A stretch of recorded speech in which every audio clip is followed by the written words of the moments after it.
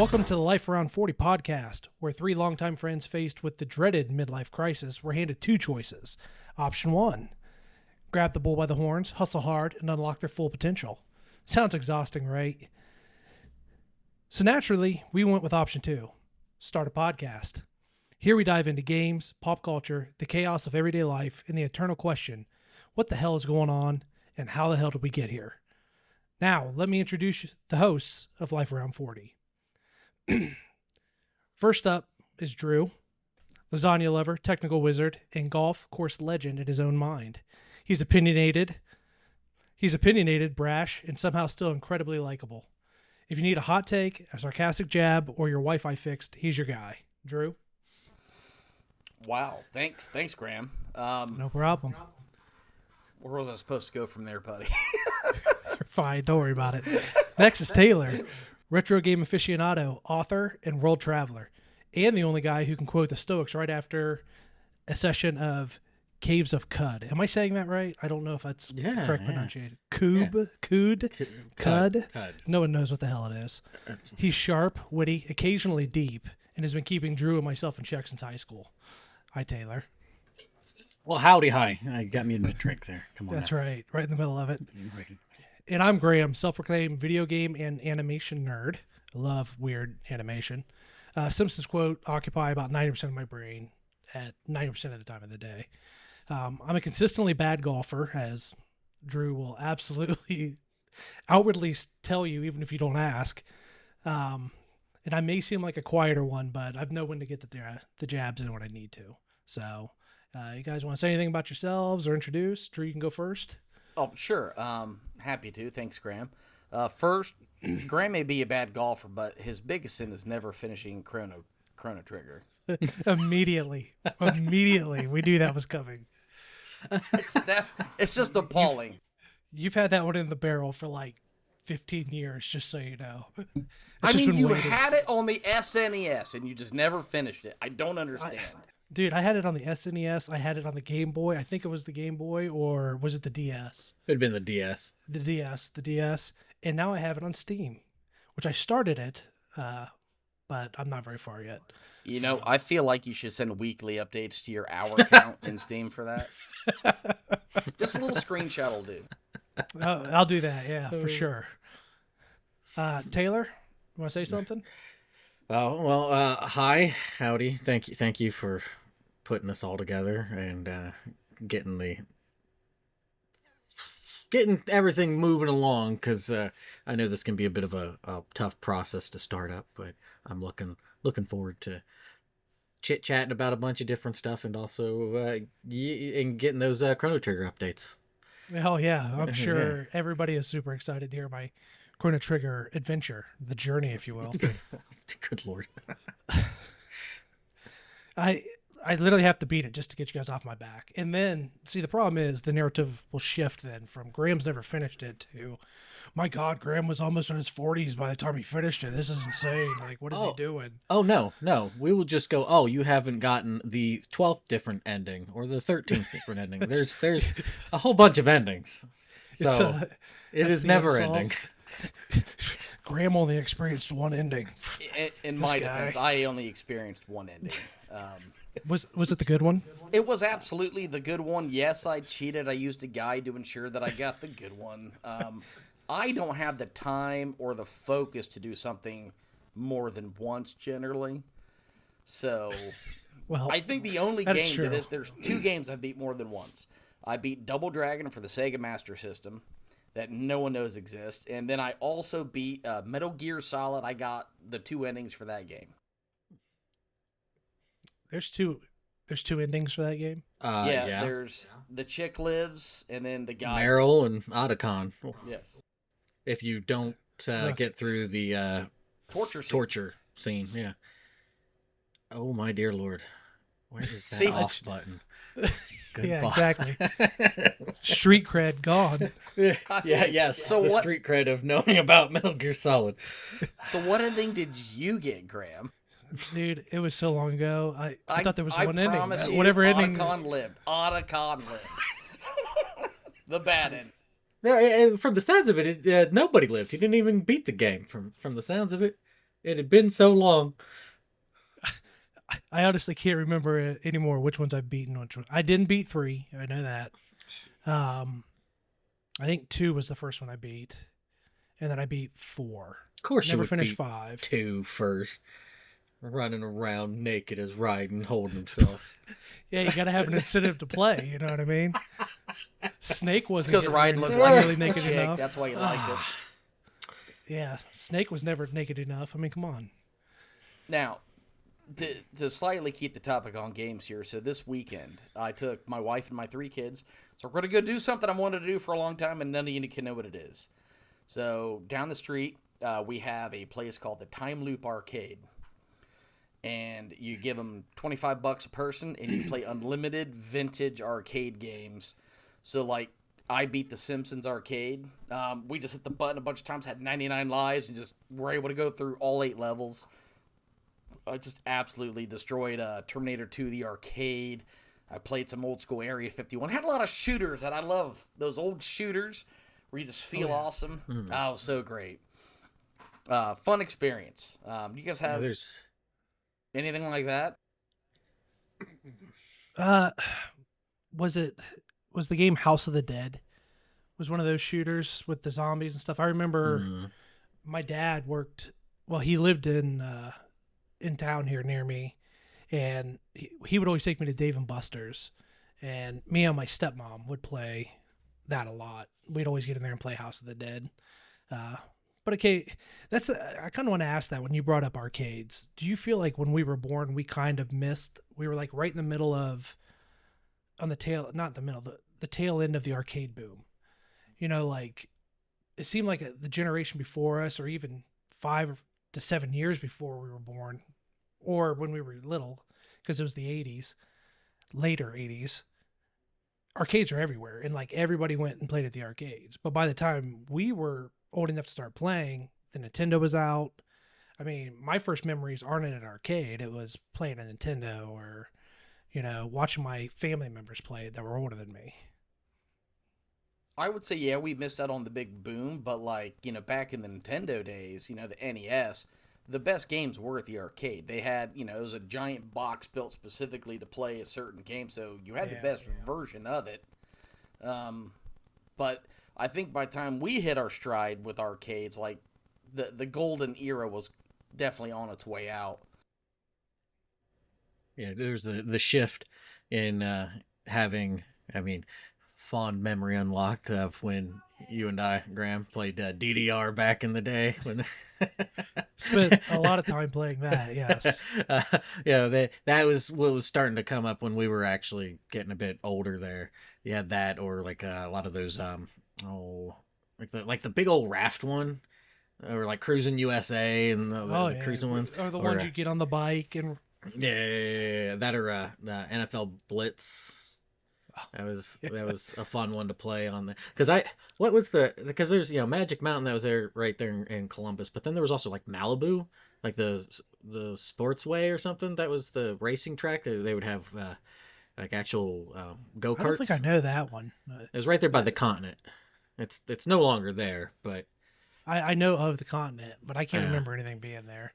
But the Continent, man. Yeah, I know. Digging up some old memories, really, dude. It's have you been down there, Taylor, at all within like the last 5 years? Oh yeah. It's a dump. I would not go there without all of my guns locked and loaded in my pocket. It is a dump anymher. It's garbage. Come on, it's not so bad. I was talking to a guy. This was a month ago or so. And he used to go party at the Continent, like right at its zenith when it was. And he talked about like there was a hotel or a club or something that had a pool outside, and him and his buddies would like hop the fence in the middle of the night and go swim in, and then they'd sneak into movies all the time at the theater. And I'm like, yeah. By the time I was old enough to do that stuff, it was dead. It was dead in the water. So I think I saw one movie there, right at the tail end of like when it was starting to fail. So yeah. But my grandma took me there a lot. It was right by her house, and I remember I like going there for the skateboard shop, even though I was an absolute god awful skateboarder. Yeah, so was I. Yeah. But boy, I loved it. All right, then. You guys ready to get into our topic of the day? Let's roll. Ooh. So Is that one mine? That's mine, right? it is. Yeah, just so the listeners know, we're going to try to structure this a little around 3 topics. The first is topic of the week. Second is a throwback segment. And finally, we're going to go over last week's takeaway. What did you learn from last week or take away from the last week? And each host is going to take a different one on a rotating basis each week. So let's start you off, Drew. Your topic of the week. Go ahead, bud. So, as an old man in my 40s, 3 kids, if you want to have side money in today's economy, you got to have a side hustle. Which brings me to my topic. What are your guys' side hustles if you have one? I'll start with mine. I go to Goodwill's Facebook Marketplace and I find golf clubs. That's why I don't want dogs. I'll be right back. Oh no. Uh-oh. Welcome to life with dogs Family. and children. Yeah, that's what makes it personal. A minute ago, my children came through the front door like they were running through a fire exit. So hopefully that didn't really show up too much. But yeah, I hit up the local Goodwills and Facebook Marketplace, and I'll find cameras, golf clubs, things that I enjoy messing with, and clean them up, fix them up, and then sell them for profit, or occasionally. There's half my golf bag is from Goodwill, and it's a fantastic golf bag. Half my golf bag is from Drew's Goodwill as well. So. But going along with that, I went into one local Goodwill down here in Houston and found an entire set of golf clubs minus the putter. I paid $20, and then I ended up selling the set for close to $1,000. Right, you've done some pretty incredible deals, and some of the stuff you send me that you're like, hey, check out what I found. I'm like, I go to my Goodwill and it's like broken crap. There's like nothing there. I buy T-shirts from there, and occasionally a pullover or a pullover, just because it's on my size and it doesn't have blood on it. So it's like, yeah, I can go with that. But literally nothing of value is in any of my Goodwills, and I find that live in a insane. decent area. I live in a decent area. It's not the richest community, but it's still pretty good. But What about you, Taylor? My flip. Yeah, no, I don't do a lot of Goodwill stuff for whatever reason. And I couldn't tell you why. Like, it's not like, oh, I'm better than that, I don't need it. No, I don't spend a lot of money on like, and it's not like I'd spend a lot of money on Goodwill. Usually I just end up saving a lot for like, oh, I want to go travel somewhere or something like that. So yeah, I used to when back in the day when I was there in Japan and stuff, there'd be a lot of going to like old retro stores and stuff like that, and seeing stuff be super cheap but also really, really well kept. But I don't, not so much here in the States. How about a side hustle? You got a side hustle? For me, my side hustle is, I don't know if it's so much of a hustle or if it's just a shuffle into oblivion. But but like you referenced the whole published author thing. That's more self-published, which for some people might be. If you remember, I didn't say published. I said author. Author, whatever. Obviously, I don't remember. I got your things. message. I said author. Yeah. I thank you. But I do a lot of writing. And it's more of a catharsis as opposed to anything monetary, because it's just little old me. And it's just something I do. You've gotten two books done, working on a third one. That's part 2, and then also I'm putting together a poetry book. I actually, you two are aware of it because I've shared it, and you guys have looked through it and built characters off of it. I kind of want to turn that space tabletop thing into like I don't know, if like a module or something, and see if that, or at least just some sort of pamphlet for it. That's the kind of side hustle I like to do. I kind of want to, like, I guess I technically have 2 others that are like not monetary, but the one is I have a YouTube channel that I've had since 2010, 2009 that has, if anything, earned me the tiniest of footnotes in the YouTube gaming sphere of your like you know, I'm a little blurb that's about 3 words, and he was like, he was here. And he then is the footnote in the annals of YouTube gaming channels. yeah, pretty much. He was like, yeah. So, and Taylor did something. yeah, that Murugaru 553 back in the day. I still put on that channel every now and again. In fact, Graham, you were a guest on one of the podcasts I was doing on there.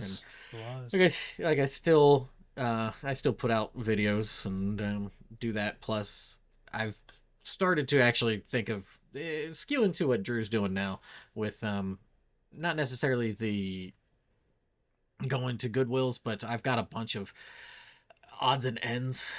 I'm one of those, not necessarily pack rat where I collect a bunch of weird goober stuff, but I have a lot of weird goober stuff because I'm a bit of a weird goober, and it's like, I think it might be time to just kind of offload, but also just be like, hey, you know, other people might appreciate this a bit more than I, where it's just kind of hiding around and stuff. So Sure. I could see So, that. Yeah. like to build a module, I mean, is that something you do yourself, or like have you ever used like Fiverr? One of my favorite little apps to utilize right there when I don't personally have the time to do something. Fiverr, they're there. Yeah. I've sort of considered it, especially for the art side of things. Yeah, I do have a friend. Yeah, I do have a friend who does artwork. He's the one that did the cover for Sager's Calling, and then also Sudraba, the 2 books, and the map and stuff. But he did the Sudraba's like design, not the actual image. But anyways, he like love him to death. Does great work, but he is woefully slow. like that's great work, but it's like, all right, David, I need you to focus and get this done a little faster, please. Right. So Fiverr would be a bit better. I'm the proud owner of both books. I've gotten through the first few chapters of Subdraba. Subdraba. So my Sidira's Calling book, I have what I feel like is the bad cover. So I feel like that could be worth more one day. Yes. I also have a defect cover, if you will. the dark collector's cover. item. Yeah, that's what I get for like that. Not testing that stuff out. I mean, I'm sitting here like, I'm looking at it, I'm like, it's got all these like weird like highlights and the darks, and I'm like, then I realize that's just like grease from my hands on that. It's just the absolute darkness of a cover. Exactly. The darkness. I think I have your first one, I believe, signed. Mm-hmm. I need to get the dark cover signed as well. The dark cover. That resale value. Oh yeah. You know? I sure want to like copy. depreciate and be like, man, this dude. Hey, look at most well-known authors. The guy that wrote Moby Dick, Herman Melville. Yeah, that's his name, right? They're not recognized until after their death. Okay, you're all right. You've got time. Now, the name of the boat in that movie is Pequod, right? What's the boat? Pequod? What's the name of the ship? Sorry, the ship. Is it the Pequod? I thought it was the Pequod. Is it Pequod? It has been ages since I have read that book. So. I just know the captain is Ahab, and the guy that introduces himself is Ishmael. That's like the first line of the thing. Yeah, dude. that's why I can remember. Call me Ishmael. Call me Ishmael. But yeah, if I'm correct, Pequod or Pequod, whatever you want to call it, that is the best pizza I've ever had in the state of Chicago. To hell with Lou Monaldi's, and no, it's Pequods, or Pequods, whatever you. Is it deep dish? That's the question. It is not deep dish because I have a fear of deep dish. As the first time I've only had it, and only time, is I got food poisoning from undercooked sausage. Yeah. And so you could take that nasty, horrible pizza that had me on my butt for 3 days and keep it. Well, they say the real pizza of Chicago is the thin crust, and that they feed the tourists deep dish. Yes. The real local pizza in Chicago supposedly is thin crust. And they say that we stole that from them in our Columbus style pizza, which is false. which is the they're not best using style pizza. It is. It's what you can't get down there in the South, unfortunately. It's impossible. So, But we have knockoff New York style. That's horrible. We have a place called Windy City Pizza, which it's just windy crap on crust. Sorry to everybody who might like it in Houston, but it's bad. Does anybody have a chain pizza that they love? I'll eat it. Crappy pizza is better than no pizza. The best chain was in Ohio. It was Massey's Pizza. Was my favorite chain. It's fallen so far. Has it really? See, that's depressing. Yeah. Just leave it in the past. I don't think I've had it in 16 years. I mean, it's been that just long. leave it at that. Keep it at 16 years. So then I would say the next best chain's got to be Donato's. When we were kids, Donato was like incredible. I loved Donato's growing up, but it's terrible now. Massey's actually gave me food poisoning for like 4 days. Ugh. So, it was awful, and I haven't eaten it since. So I don't have so much a chain. I mean, there were a couple of them. Graham and I went to one, or the original one, but Long Branch and Sunbury. It's now just Long called Branch is good. Yeah, I lived right there on the square as a kid, so that's where I got pizza, and it still tastes the same. Like I remember leaving Sunbury, and then moving around a bunch, and then coming back. I think it would have been close to like 17, 18 years after the fact, going back and then tasting that, and it tasting the exact same as when I was a kid. I was like, oh my goodness. It's hard to find that. It's one of those rare instances, and it's one of those that I seek for, and I know I won't find it, but something close to like my grandmother used to make phenomenal Italian subs and stuff, because her and my grandfather used to own a pizza shop in Columbus. Is actually what they made money enough to like buy a house and stuff out in Sunbury and stuff. What was the name of it? I don't remember. They got bought out by Donato's, I think, if I remember correctly. That doesn't surprise me. But this would have been like when my dad was like, I think a couple years old or something. Okay, it was a while ago. Oh yeah, we're talking.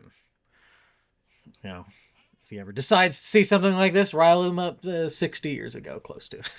What'll ruin a good pizza place is upgrading the ovens. You just keep those old horrid things going forever. Yep, thank you. That's how the flavor's built. Yep. Exactly. It is. Thank you. It is. I need that 50 years worth of grease in there. It needs it. Columbus has, Sinclair Pizza House. I remember the original building. Oh, it was so amazing. Then they moved to a new building, bigger, nicer, and then the pizza just wasn't hitting. But now, 25 years later, we're getting there because the grease has been building up, and the pizza's slowly getting the flavor back. It's getting that seasoning back. Oh, yeah. All right, to pull us back on a little bit. I was going to say, what about yourself? Side hustles there, Graham? Unfortunately, I don't have a whole lot to say when it comes to side hustles because I have no real skills of any value. I wish I had a side hustle. I need a side hustle, honestly, for a little pocket change. I can't create anything, honestly. I'm not good at creating anything. And I don't have the goodwill luck like Drew does. So you got to go a lot. But, I mean, you probably have the largest collection of the Hobbit books of anybody I know. You'd think that. Probably if anybody you know out there. No, and I'm not willing to part with them either. Everybody needs 3 to 4 copies of The Hobbit. They're not the same copy. I have an annotated version. I have a children's version. I have many. All right. And I need to get a couple more versions of The Lord of the Rings, but my wife will shoot me if they come into the house. So she almost killed me over the last Hobbit book I bought. So I was going to say, was that the one that you bought when you were with me? Yeah. No, I almost bought that because that's right. That's right. It was the original covers, not the original. I couldn't afford those, but it was the same covers I read when I was a kid for the first time. And I lost those books, and they weren't terribly expensive. I was like, I don't want to die today, so I'm not going to buy them. I feel like I should start finding those books at Goodwill, and when I come up to visit, I'll sneak them into Graham's bookshelf and just leave like the stupidest prices on them. You spent how much? I don't know where that came from. What are you talking about? Imagine, hey, where'd Graham get these books? These look great. What books? Graham! Yeah, of course you would drag her in to see him too. Like, come check this out. Man, did he get a raise? I didn't realize he could afford all these books. No, he did not get a raise, unfortunately. So, all right. Goodness. Anybody else want to add anything for the side hustles, or? I'm just severely disappointed you don't have any side hustle for yourself. So is my wife. So You is guys, my wife. like So. my childhood side hustle, like 18 to 21, 22. You guys remember Video Games Exchange? There was like 4 or 5 different Kind stores. of. Dude, I would drive around to those guys every time I got a paycheck, and they would have a copy of like Tactics Ogre for the PlayStation 1. I'd buy it for $7, go home, put it on eBay, guaranteed buy it now, $45 in like 30 minutes. And dude, I'd just find 7 copies a week and just made my paycheck look good for being a 18-year-old idiot. I saw a picture. I think it was yesterday on Facebook. It was in a game store. They had Suikoden 2 that were listed at like $400 to $500. It's like, I cannot believe how much old games are going for right now. And like the original, because I bought the Chrono Trigger I bought off eBay, but I got it for a good deal because it came, I can't remember why I got so cheap, but it had the box, it had the instruction manual, the cartridge and everything. And I ended up selling it because I needed a little spending cash, and I got like almost double out of it what I paid for it at the time. Kind of wish I still had it, but I don't really have a SNES to play it on either right now. So unfortunately, Yeah, I think that's the balance you need to make with that sort of thing, right? Is like, if you like, because I'm willing to part with like a bunch of random odds and ends that I have, but it's like I have a whole bunch of the Fire Emblem series, yeah, and so like I gave Fire Emblem Gaiden, which is the second one that came out on the or not Super, but the Famicom. I gave that to a friend of mine because he's a big Fire Emblem fan, and I was like, I've got the remake. I actually really like the remake. You're a fan of it. Here, I'll just give it to you. But like I have a Japanese Chrono Trigger. It only costs like $10 at the time. It's probably more now because of stuff. Yeah. But like all those old Japanese games are super cheap. But it's stupid stupid, annoying. But I get it. But like especially nowadays when you're able to play them through emulation or whatever. There's all kinds of avenues you can play them through. I was saying the less high seas route and more of sure. the network, like the PSNs and the stuff. The only game I regret selling was Panzer Dragoon Saga for the Sega Saturn. I bought my copy for $120. I sold it for $380, and now that game sells for thousands. And it breaks my heart that it's gone. Wild. I have it for like the Japanese version's like $40 or something like that. Well, there's only 2,500 or so produced in the U.S. So it was a very low release. So whatever surviving copies of it, dude, BitRot's gonna start hitting these CDs pretty bad here real soon. Right. You're gonna have a cool looking disc. Yeah. Well, they did figure out the Saturn emulation because that was something that was taking forever. They were just like, I don't know. They programmed this in such a wonky way, but I think over the last 6 to 7 years, they've really been able to crack the Saturn emulation to where it's not as much of a concern any longer.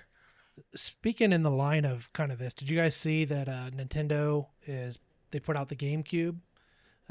Some of the GameCube releases, including Wind Waker and stuff. Well, here's the problem. I used to subscribe to their service because I would get on and play the Super Nintendo games. I even bought one of the 64 controllers for the Switch to play it. And then I dropped it for a while just because I wasn't getting any use out of it.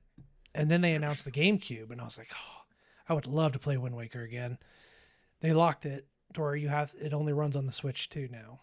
Yeah. So, and now I've read that a lot of people think, it's because they want you to buy the Switch too. But other people are saying that it was such a hard system to emulate and run that the Switch can't run it, which I've seen some of the Switch's capabilities, and honestly, that answer would not surprise me. So it runs pretty well, but apparently the Switch 2 is still a little less, like really not any better than it's worse than like the PlayStation 5 and the Xbox X, and they were like the Switch itself was pretty behind when it came out. It sold more on the family and the portability and it's Nintendo. You're always gonna have my people that buy problem with Nintendo. I heard they're like locking the games onto where like you go to the store and you buy a copy, but you're buying a license. You're not buying it's a the little game. card. It's a cardboard Why card. would anybody go spend $500 on a Nintendo Switch 2 when you could buy a Steam Deck and have a library and load it with emulation and just have everything? Who would buy a Nintendo anymore?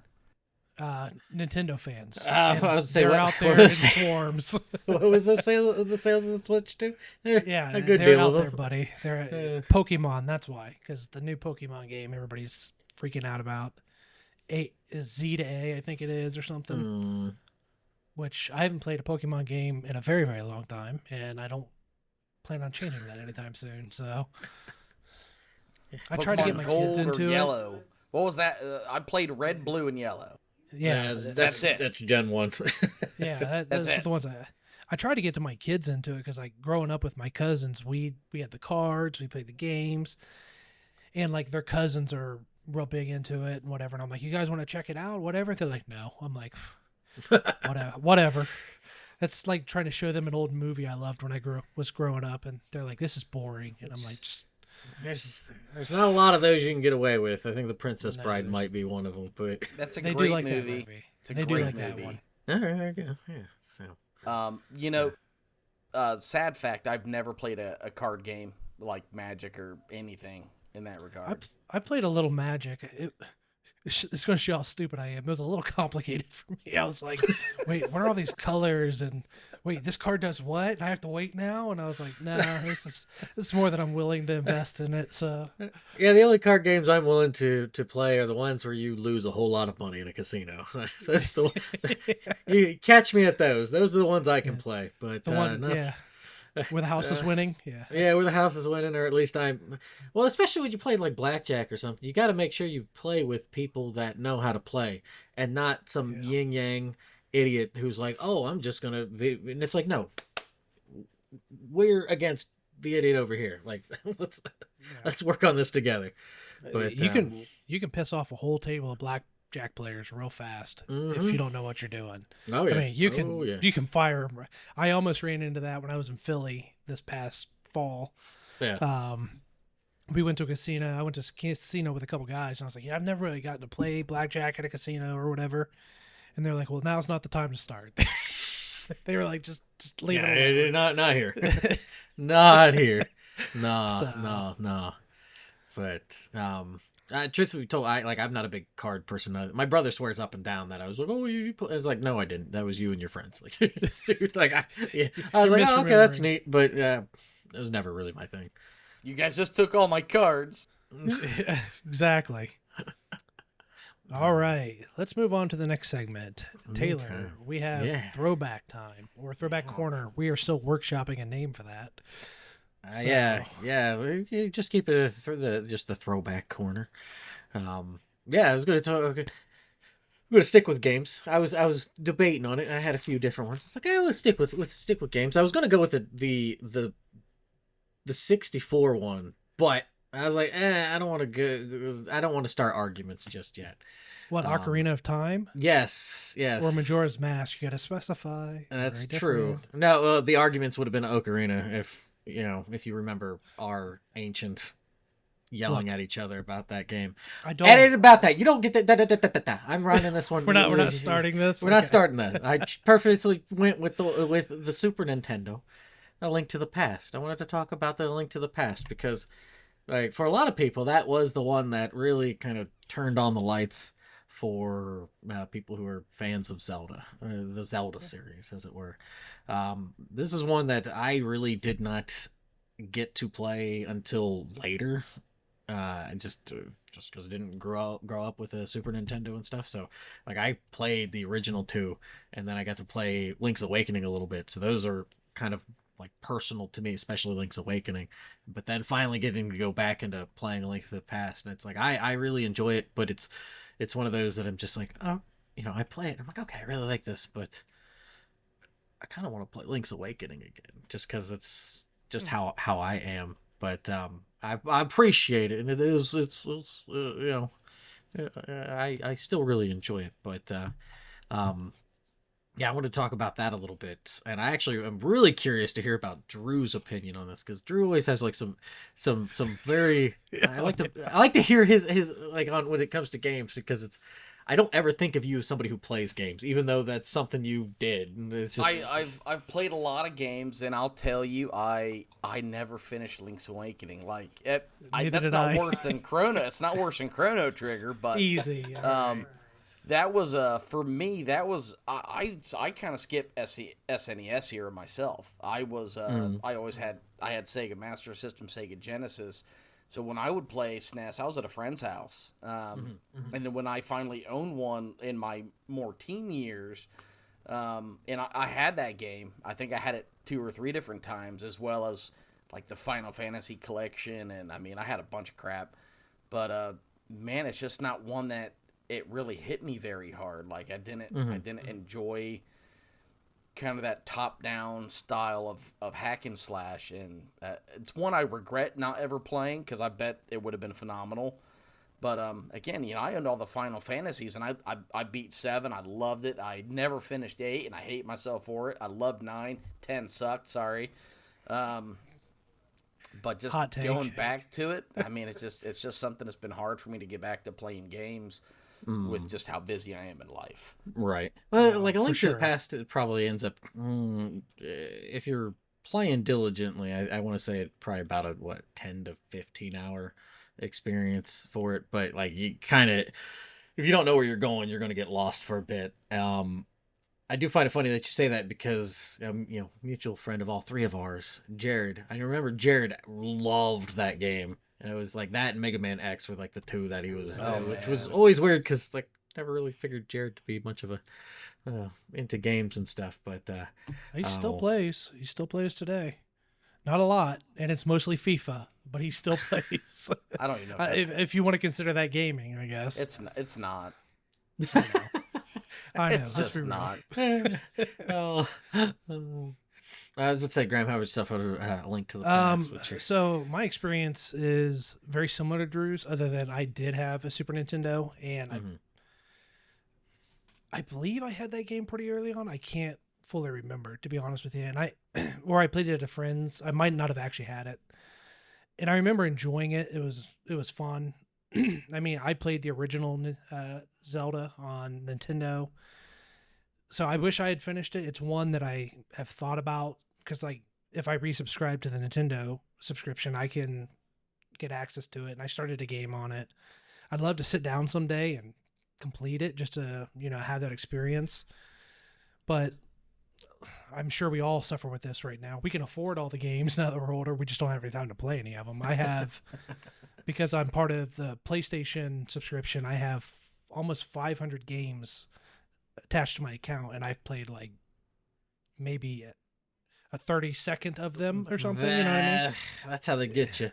It is dropping all that money, and it's like, oh, I got access to these games, but you don't have the time. And then you don't want to cancel your subscription, because you're like, I have 500 games in there already. Yeah, you lose access to pretty much all of them. Yeah, well, I was gonna say, do you lose access to where it's like, if you lost the access and you resubscribe like a month later after you get it back? You get those back. You get them back. Yes. Okay. So no, it's one I wish I had played. Honestly, I was too busy playing Star Fox for like the 5 millionth time. So I spent all my time. I spent all my time playing Star Fox and Donkey Kong. So, especially Donkey Kong 2, Diddy Kong's Quest, are very good games. So I'm going to flip this on you, Taylor. I want you to sell me on why I need to play. There we go. Why you need to play it now? Yeah, absolutely. As an adult. Okay. I have as a man with 3 Switches. Let's have it. Okay, so for one, it is a shorter experience. Sure, yeah, you can get lost in everything. It is also, if you remember back in the day, they did a wonderful little manga comic strip in Nintendo Power. I remember. I can't think of the guy's name off the top of my head. I have the thing. I think it's like right.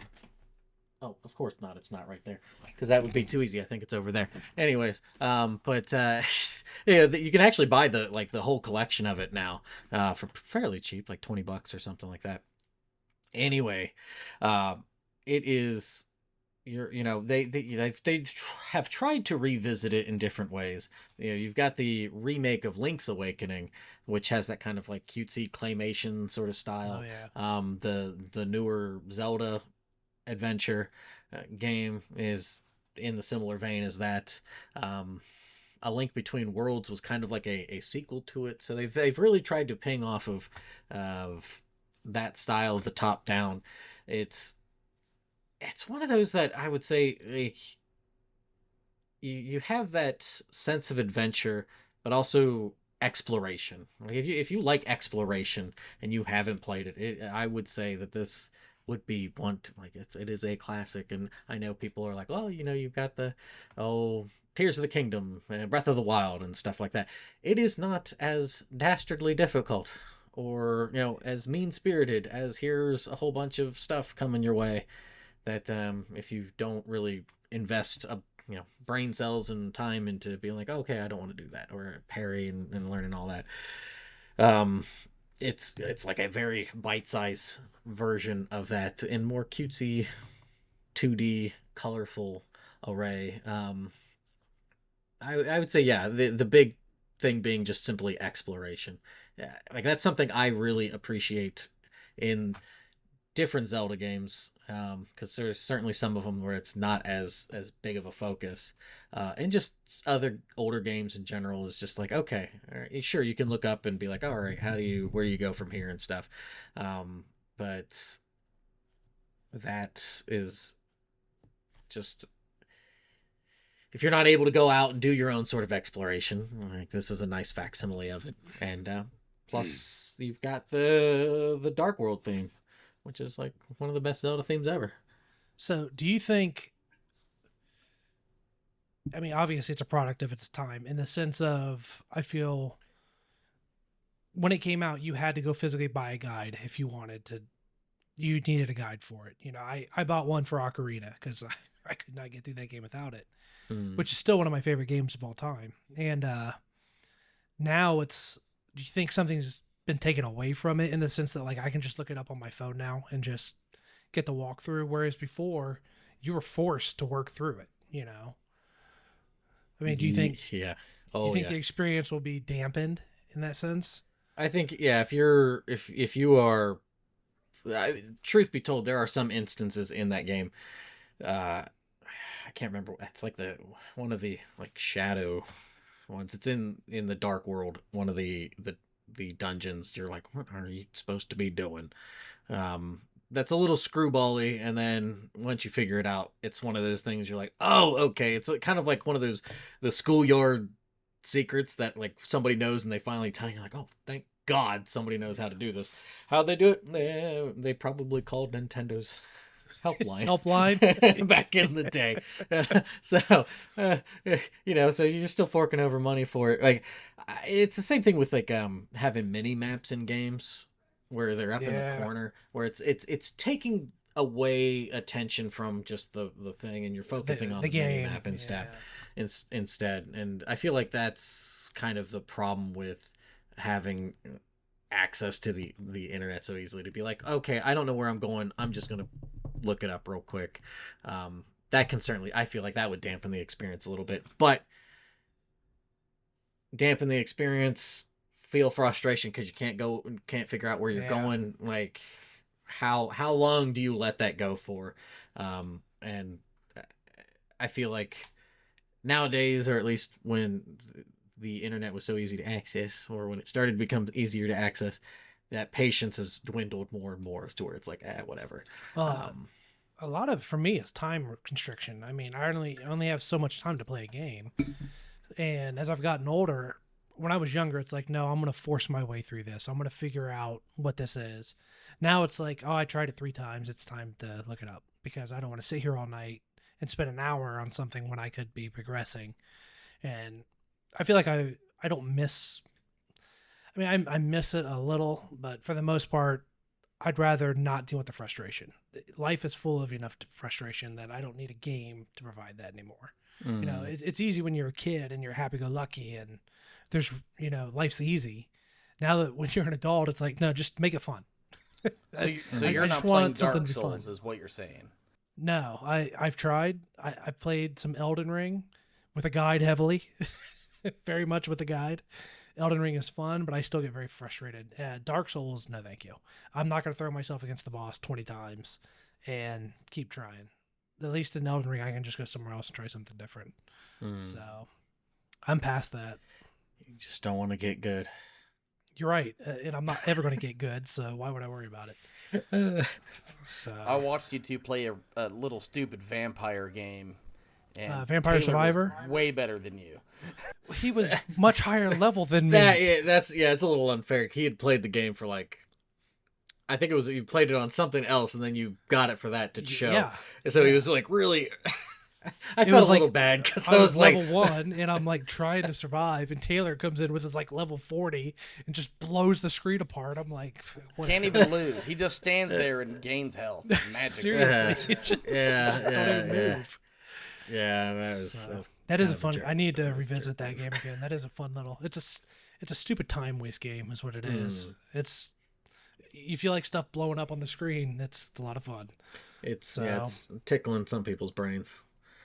It's but the frustration thing is fair. Like that's but then it's like how much.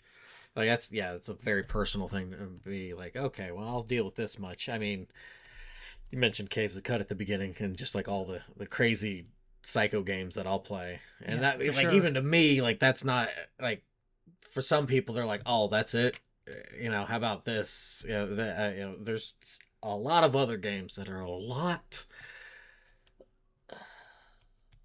Let's say just unique in their experiences and learning how to play those games. Caves of Cut is not that bad. I am just that stupid, and I like to play that game. It is.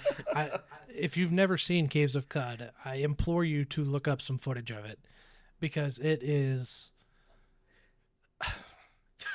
one of the weirdest gaming experiences I've ever experienced or tried. I'm gonna have to Google this as soon as we're off this. Dude, I had no idea what was happening at any point in that game. How do you spell cud out of sheer Any point. curiosity? QUD. QUD. Q. Oh, I'd have been way off. I was thinking C or K. Yeah, like what a cow chews? No, this is QUD, and it's. I've only heard of one other person ever play this, and I was listening to a game podcast, and the guy was talking about him playing it, and he loves it. He's like, he loves it, and when he's talking about it, I'm just like, I don't know if anybody knows what the hell is going on in that game. Was above my head. I know that. Because we tried, like you were playing it, I was trying to explain stuff, and you're just like, I was like, what in the hell is happening here? I'm good. Like, I think I've had enough. I'm going to go back to playing Vampire Survivors. Excuse me. Shiny light goes blue. Yeah, exactly. That's my level of intelligence. So. Oh, no, it's like looking at a spreadsheet. Why would you even attempt that? I have to look at spreadsheets all day at work. Hey, Drew, here, look at this KPI. I don't even know what KPI stands for. Okay, and I'm a boss. That sounds about right. Yep. I was going to say, yeah. That sounds about on par for. If people haven't figured it out by now, most of the industrious and corporate world is faking it till you make it. Dude, pretending you know. Oh yeah, I know that. I remember my first job lunch in my professional career, and they're 3-letter acronyms on everything, and I'm like, I must be so stupid. I don't know what they're talking about, right? So now I know what all those 3 letters are. Now I'm not the field guy anymore. I'm the guy who's more in the office, and now they're using all these new words on me, revenue streams, and I feel like they make stuff up. It's like, who possibly cares about this number? But someone really gets excited about it and probably makes twice as much money as I do to care about that little number. Yep. And so, now we're in the meetings to have meetings to discuss another meetings. That's my new life. And it's just, man, it's fun, isn't it? It's a great time. It's just so much fun. So I live the spreadsheet game every day. I don't need to play a game to do it. All right. If we feel pretty good about that, everybody else anything to add? All right. Last segment is last week's takeaway. This one's actually mine. So I kind of struggled with this one a little. And I'm on vacation this week, which doesn't happen very often. So one of the thread lines kind of through what I took away last week is if an opportunity presents itself to enjoy life, take a vacation, do whatever. Let's try to make sure that you're actually doing that. Don't always think, hey, I'll take the next one or there'll be another chance later on. You don't know that, as somebody who hasn't really taken a vacation in several years, I know that to be very true. So take them when you can get them. But now that I'm on vacation, I'm having a really hard time disengaging from work. As in, I've done some work on my vacation, trying to catch up on things, make sure things aren't falling through the cracks. So I wanted to ask you guys, how well do you do disengaging from responsibilities, work, whatever it may be, while you're on vacation? And what do you do to help facilitate that? I'll start. So I'm an operations supervisor. I have 15 direct reports. So, in a technical field where people know to call me for almost everything that's challenging. And, vacation is it's always a fun term. So one thing I like to do up front, right? And this is, I just did it with my recent one. We took a long weekend vacation to South Padre Island. I told everybody, if it is not absolutely dire, leave me alone. Just absolutely leave me alone. I had one work call the whole trip, which was only 2 working days, and it was someone messed up their timesheet. And when one of my guys needs that paycheck, I'm gonna step away, take that 30 minutes to make sure they get paid. But I think the biggest thing you can do is prepare up front. Now, you'll never catch up with work. It's impossible. It's like laundry, man. Like, it never stops, especially when you have kids. It's always there, no matter what. But what you can do is prepare up front to just let people know, hey, if it's not dire, leave me alone. Because, for me, like, when I'm on vacation, I can literally flip that mental switch and say, I don't care about work. But I have 2 phones. I don't have them with me, probably because they'd be ringing. But I have a work phone, I have a personal phone. And it's, a couple guys have that personal number. But, like, I'll keep the work. It's on vibrate. And it's, shoot me the text, let me know how important it is, and we could have that conversation. Now, in my previous job, I had one phone. I had my personal phone, but I also used it for work. And that was awful because horrible idea. You're always taking your work phone with you. So now I have a work phone and a personal phone. And it's nice because I can leave my work phone at home if I want. The problem I have is, so my vacation started yesterday. I've gotten a call from the same guy twice. I've had another guy call me. I had a proposal that was due on this Thursday that was for $1 million. So I know there's no way they're going to let that go by and it not be taken care of. And I'm the only one that's worked on it. So I've been stressing out about that the whole time. I compulsively check my email as soon as I get home just to make sure there's nothing, the world's not burning. And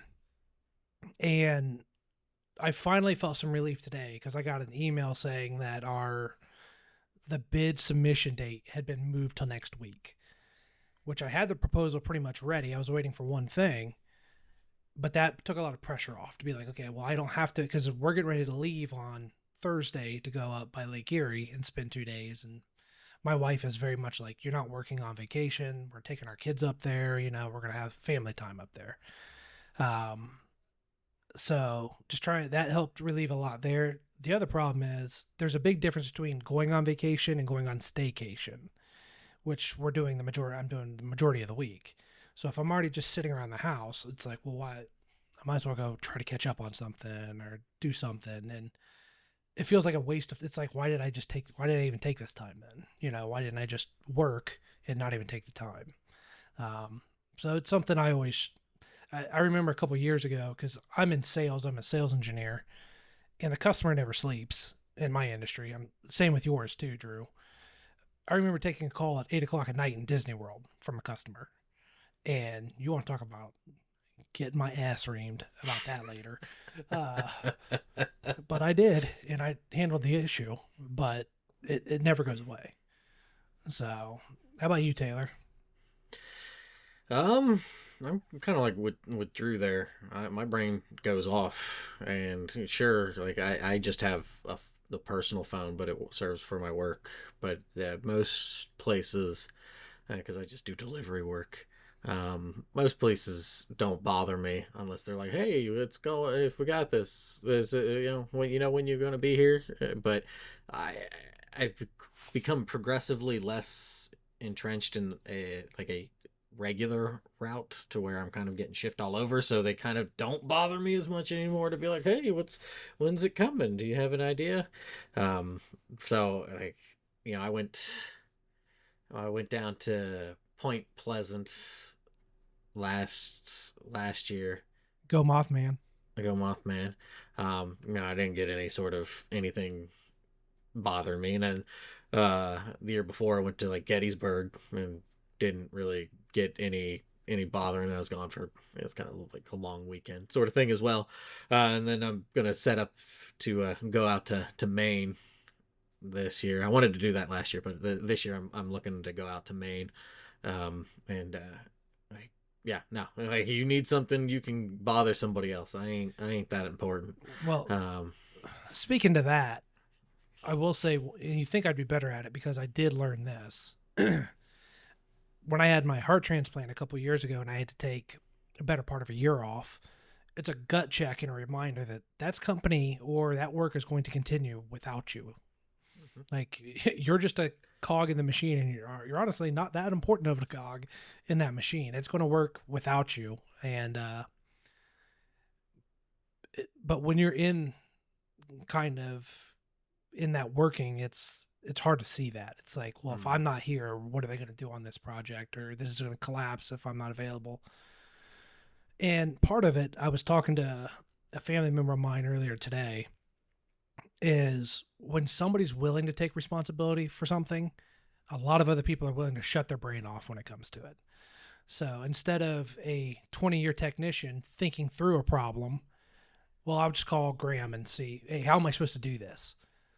Well, if I'm not available, you would have figured it out. So why do you need me now to figure it out for you? It's like, you've been doing this as long as I have. Why are you asking me? You should already know this.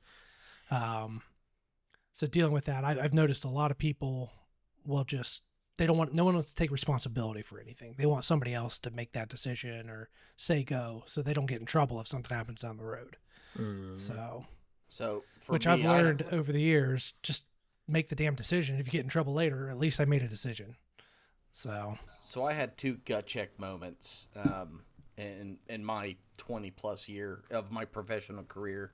One was, I was used to working a certain way, and then started having kids, and I believe we were on child number 2, and I'm still working 56, 64 hours a week, and my wife comes to me and she goes, "You're missing your kids grow up," and it's like, it's a two-sided coin, right? Like, A, we needed the money. We had 2 kids in a growing family, but B, she's also right, and then that led me to, who's going to be by my bedside when I'm dying? It's certainly not going to be the corporation unless they need a question answered. Like, Drew, of course, hold on for just a minute, before you reach the big sleep.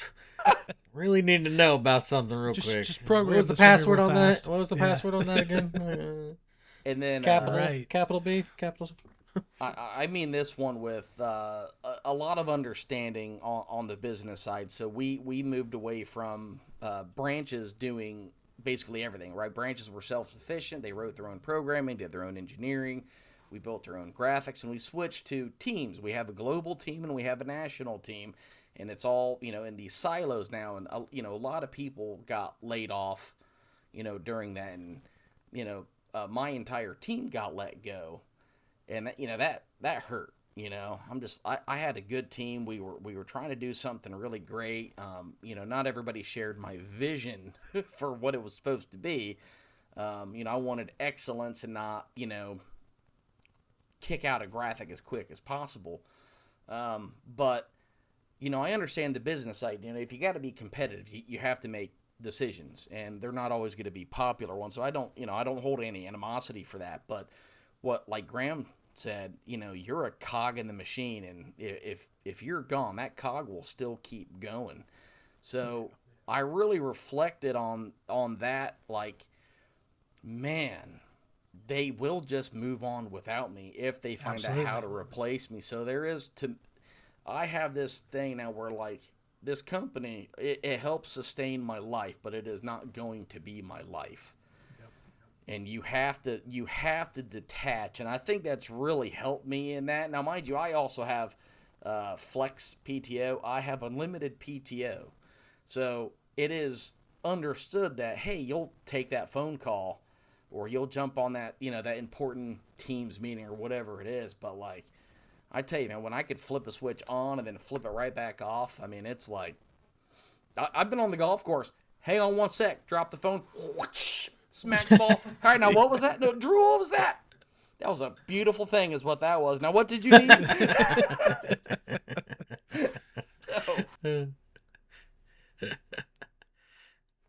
I totally lost my train of thought. Help me out, guys. Pick me up. This happens a lot when you get to know him. It does, yes. It tends to get lost in the weeds. I'm in the weeds a lot. No.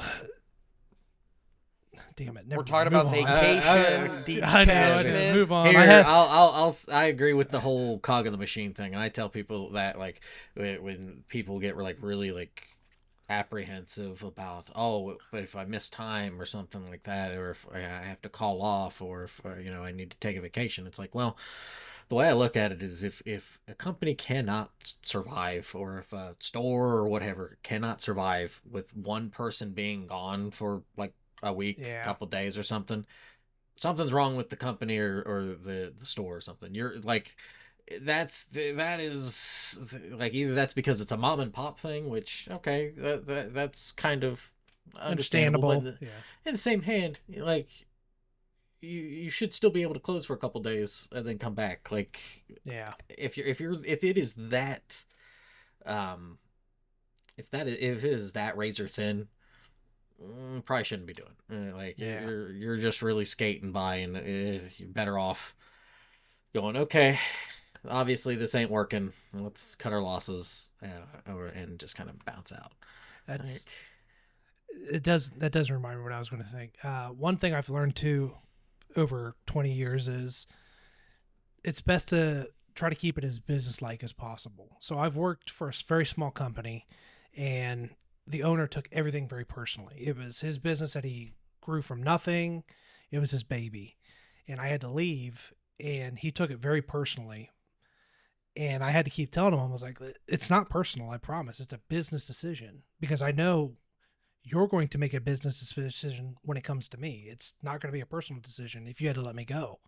That's a business decision, because I know you like me, but if the numbers aren't working or something's not working out, and that's helped me a lot in my career. It's like, look, none of this is personal.